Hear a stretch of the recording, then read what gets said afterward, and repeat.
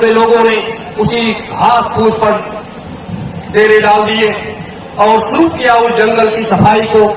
और सफाई करने के बाद उस जगह पर धर्म ध्वजा को लगा दिया गया। उस धर्म ध्वजा का नाम हुआ युग परिवर्तन सतयुग स्थापना महायज्ञ, चौथा महायज्ञ। वो 24 घंटे ऐसे ऐसे घूमता रहता है और वो संदेश देता रहता है। जब से ये 21 अक्टूबर 2000 को ये धर्म ध्वजा जब से लगी है, तब से आप देख रहे हो देश और दुनिया में क्या क्या हो रहा है, क्या क्या हो रहा है। क्योंकि इस तैयारी में अपने लोग लग गए हैं कि हमें इस कार्य को अंजाम देना है। मेरे धर्म प्रेमी गुरु भाई बहनों, तो इतनी बड़ी शक्ति की आवश्यकता है इस लोक की व्यवस्था को बदलने के लिए। हम किसी को बहकाने नहीं आए, हम तो एक संदेश आपको सुनाने के लिए आए। गुरु का आदेश आशीर्वाद लेकर के आए और कि आप लोगों के बीच में जा करके इसको बताएंगे, आप लोग आगे बढ़ोगे। क्योंकि ये तो युग परिवर्तन का खेल है, ये युग परिवर्तन का समय है जिसमें हमें आपको जागना चाहिए और लोगों को जगाना चाहिए। तो ये युग परिवर्तन की तैयारी हो रही है और ये जो महायज्ञ होगा, ये 90 दिन तक ये महायज्ञ चलेगा। 90 दिन तक ये महायज्ञ चलेगा। 1001 यज्ञ कुंड बनाए जाएंगे। एक एक यज्ञ कुंड पर 10 लोग और एक एक महात्मा उस यज्ञ वेदी पर बैठेंगे और 8 घंटे रोज यज्ञ चलेगा। 8 घंटे यज्ञ चलेगा। वहीं पर सतयुग के राजा का राज्याभिषेक होगा। वहीं से पूरी दुनिया में एक नई व्यवस्था आएगी, एक नया राज्य आएगा, एक नई खुशहाली आएगी। और जो कुछ हुआ है रूप से हम आप इस संसार को देख रहे हैं, ये सब बदलता नजर आएगा, ये सब बदल जाएगा। उसके पहले ये सारी व्यवस्थाएं हो रही हैं। अब जिसको परिवर्तन करना है, व्यवस्था को बदलना है, उस सतयुग के राज्य की स्थापना करनी है। सोचो कितनी बड़ी मेहनत उसको करना पड़ता होगा। वो साधना से लेकर के और शक्ति तक, अंडपिंड ब्रह्मांड तक वो सारे कार्य को कर रहा होगा। मेरे धर्म प्रेमी गुरु भाई बहनों, आज इन सब चीजों की जरूरत है। हम किसी की निंदा बुराई करने नहीं आए, हम किसी को वैसे रास्ते पर ले जाने नहीं आए, लेकिन ये सत्य बताने आए कि ये परिवर्तन का खेल जो होने जा रहा है, पूरी दुनिया देख करके स्तब्ध रह जाएगी कि ये क्या हो गया, ये क्या हो रहा है। सूर्य जैसे ये सूर्य निकलता है, सुबह जब निकलता है वो सूर्यास्त तक रहता है। हम लोग कहते हैं सूर्य निकल आया, सूर्य के द्वारा प्रकाश फैल गया, फिर सूर्यास्त हुआ, फिर चंद्रमा का प्रकाश हुआ। तो ये क्रम चलता रहता है।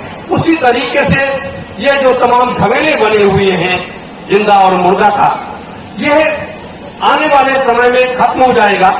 आने वाले समय में खत्म कब हो जाएगा?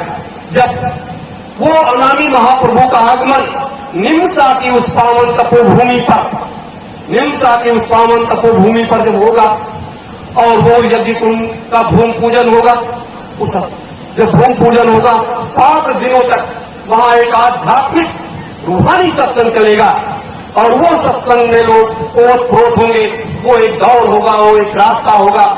तो जब सूर्य निकलेगा तो प्रकाश को पूरे संसार को देगा ना, कोई एक व्यक्ति को तो प्रकाश देगा नहीं, वो पूरे संसार को प्रकाश देगा। तो हे मेरे धर्म प्रेमी गुरु भाई बहनों, हम सब ये चाहते हैं कि हम आप इस रास्ते पर जरूर चलो। यही एक ऐसा सच्चा मार्ग है जिस रास्ते पर चल करके हम अपने परम पिता का, अपने गुरु के उन महान संकल्पों को पूरा कर सकते हैं। मेरे धर्म प्रेमी गुरु भाई बहनों, यह इसलिए आवश्यक है आज के दौर में, आज के इस परिवेश में, आज की इस वेला में, जब जब ये धर्म अधर्म का युद्ध हुआ है। आप बताइए, जब जब धर्म अधर्म का युद्ध हुआ है, तब तक कोई न कोई आया है और उसको आगे बढ़ करके उसने उसको अंगीकार किया है, स्वीकार किया है और उस व्यवस्था को बदलने का काम किया है। क्या अणुबम, प्रमाण बम, हाइड्रोजन बम, कीटाणु बम के द्वारा ही परिवर्तन होते हैं? ये तो महायुद्ध होते हैं। जैसे जब लोगों ने भगवान कृष्ण की बात को नहीं माना, उन्होंने हर संभव प्रयास किया। जब लोग वो नहीं माने तो उन्होंने अपनी संरचना करके, जो उन्होंने अपनी संरचना किया, अपना खेल रचाया और उस खेल में लोग फंसते चले गए। और जब फंसते चले गए एक जगह इकट्ठा करा करके इतना बड़ा युद्ध आज तक दुनिया में नहीं हुआ। 70 करोड़ लोग उस महायुद्ध में मार दिए गए। 70 करोड़ लोग द्वापर के उस महायुद्ध में मार दिए गए। वीरान हो गया पूरी दुनिया। वो दौर था, वो समय था। लेकिन महात्मा कभी किसी का भला नहीं चाहते। महात्मा हर संभव अपने तपोबल से, अपने शक्ति के बल से इस दुनिया को बचाना चाहते हैं। इस दुनिया को आप देखिए, जैसे रूस यूक्रेन लड़ रहा है, चाइना ताइवान लड़ रहा है, अमेरिका तमाम दुनिया को नचा रहा है कि दुनिया को समाप्त कैसे किया जाए। अभी कोरोना आया, करोड़ों लोग चले गए, पूरी दुनिया के करोड़ों करोड़ लोग चले गए। अभी आने वाली बीमारियां तमाम आ रही हैं। अभी एक खुजली की बीमारी आ रही है जो पूरे शरीर में हो जाएगी, आदमी उससे तड़प करके मर जाएगा। सोचिए, क्या है किसी के पास इसका उपाय? संसार में अगर किसी के पास उपाय है तो वो है महात्माओं की शरण। महात्माओं के पास हम जाएंगे, उनके पास ये उपाय मिलेगा, ये रास्ता मिलेगा। आने वाला समय लोग कहते हैं, हम आप कहते हैं कि शाकाहारी हो जाओ, शराब मत पियो, धूम्रपान मत करो, गलत काम मत करो। मेरे धर्म प्रेमी गुरु भाई बहनों, आने वाले समय में बहुत जल्द एक बीमारी का नाम आने वाला है, सिफिलिस। उसका नाम है सिफिलिस। वो बीमारी जो आ रही है, जैसे ये हवा चल रही है, हवा के हिसाब से चलेगी। और जितने लोग मांस का और शराब का सेवन करते हैं, जैसे वो हवा उनको लगेगी, भरी वो गिरेंगे और तड़प करके खत्म हो जाएंगे। कितनी विकृत स्थिति होगी, इस संसार का क्या क्या दृश्य होगा जिसकी हम आप कल्पना नहीं कर सकते। जब हम लोग साधना करते हैं और उसको जब देखते हैं तो बड़ी तकलीफ होती है कि काश ये हमारा परिवार, ये हमारा समाज, ये हमारा देश, ये दुनिया के लोग ये किस रास्ते पर जा रहे हैं और क्या होने जा रहा है। हे महाप्रभु, इन सबको बचाओ, इन सबको बचाओ। इस लोक में यह सब कहानी होने जा रही, लेकिन महात्मा ही इसे बचा सकते हैं। मैं आपको इसीलिए महात्माओं ने अपनी कार्य योजना को, अपनी व्यवस्थाओं को अपने अपने हिसाब से अंजाम देना शुरू किया है।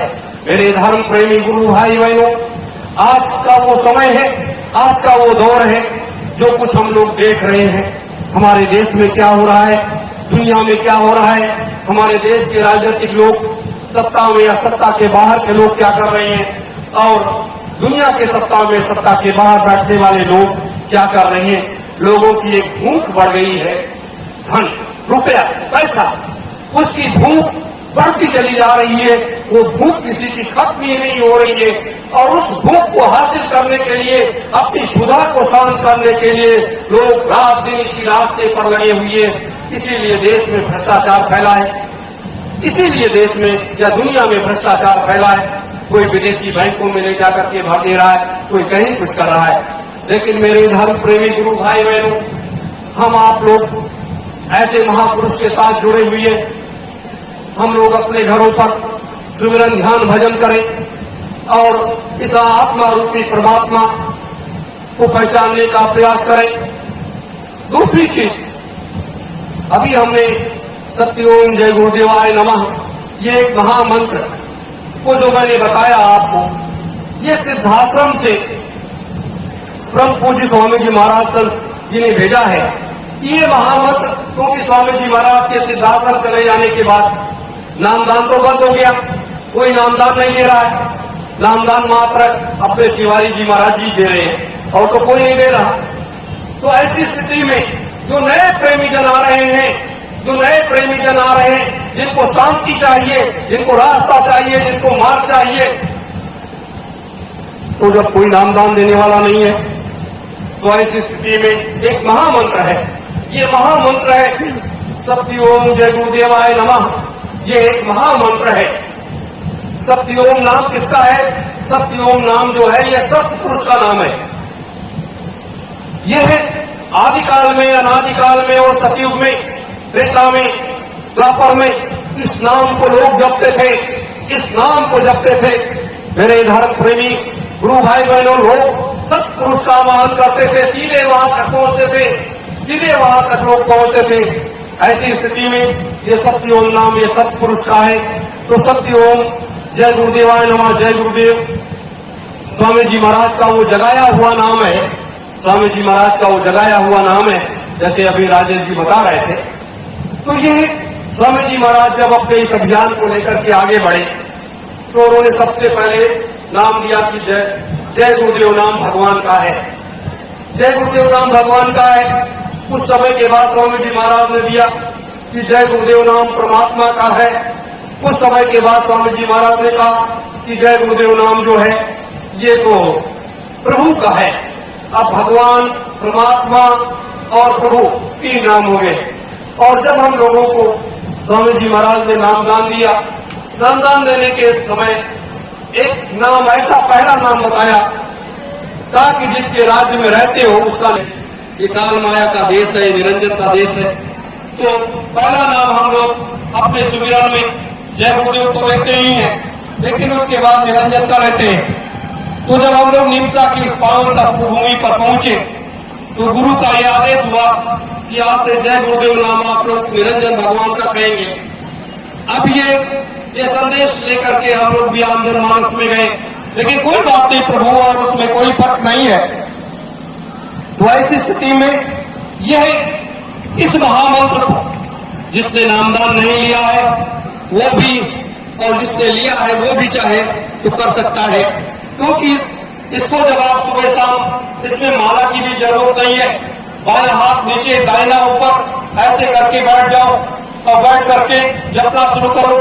सत्यों जय गुरुदेवाय नमः, सत्यों जय गुरुदेवाय नमः। मंदिर में जो देवता बैठा हुआ है, यहाँ जब पहुंचेगा तो ये दरवाजा खुल जाएगा, और ये दरवाजा खुल जाने के बाद ये देवता का आप दर्शन कर सकते हैं। फिर उसके बाद आगे बढ़ते बढ़ते आपका ये घाटी, जहाँ से हम इसका उच्चारण करते हैं, अपने मुखारबिंद से जब उच्चारण करते हैं तो यहीं से तो ये कंठ है, यहीं से तो आवाज निकलती है।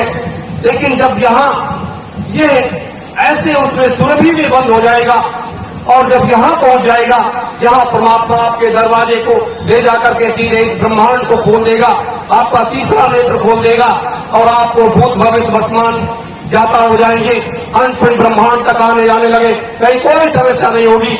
मेरे धर्म प्रेमी गुरु भाई बहनों, तो ऐसी स्थिति में हमें आपको ये करना चाहिए। आज जैसे बहुत से लोग अपने प्रेमी जन कहते हैं कि हमारा भजन तो नहीं बनता है। भजन का क्या है, 24 घंटे हम आप इस कर्मयुग की दुनिया में है,